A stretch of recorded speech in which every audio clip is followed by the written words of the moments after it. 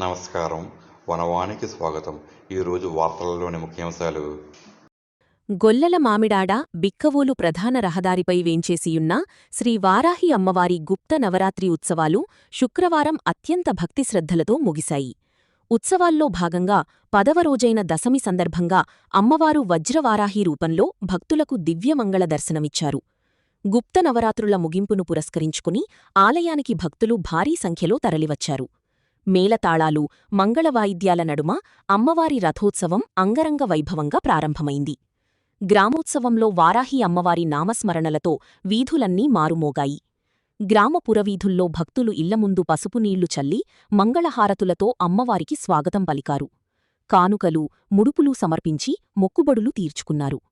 ఈ కార్యక్రమంలో సత్తిభగవాన్ రెడ్డి, డిఆర్కే రెడ్డి, గురుస్వామి Dwarampudi Yuvaraja Reddy, Mohana Reddy, curry Ramakrishna Reddy, Satish Reddy, N V రామారెడ్డిలతో పాటు వారాహి మాలధారులు, ఆలయ నిర్వాహకులు మరియు గ్రామ భక్తజనం పెద్ద ఎత్తున పాల్గొన్నారు.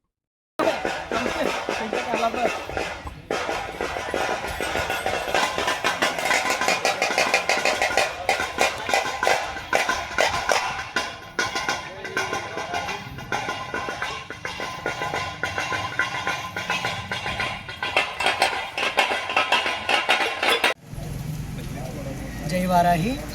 మన గొల్లల మామిడాడ వారాహి అమ్మవారి గ్రామోత్సవ కార్యక్రమం నిర్వహించబడుతుంది. భక్తులందరూ కూడా నివాళులు సమర్పించి అమ్మవారి ఆశీస్సులు పొందవలసిందిగా కోరుతూ ఉన్నాం. అమ్మవారికి ప్రీతికరమైనటువంటి పసుపు నీళ్లను, మంగళహారతులను సమర్పించి అమ్మ ఆశీస్సులు పొందండి. జై వారాహి, జై జై వారాహి.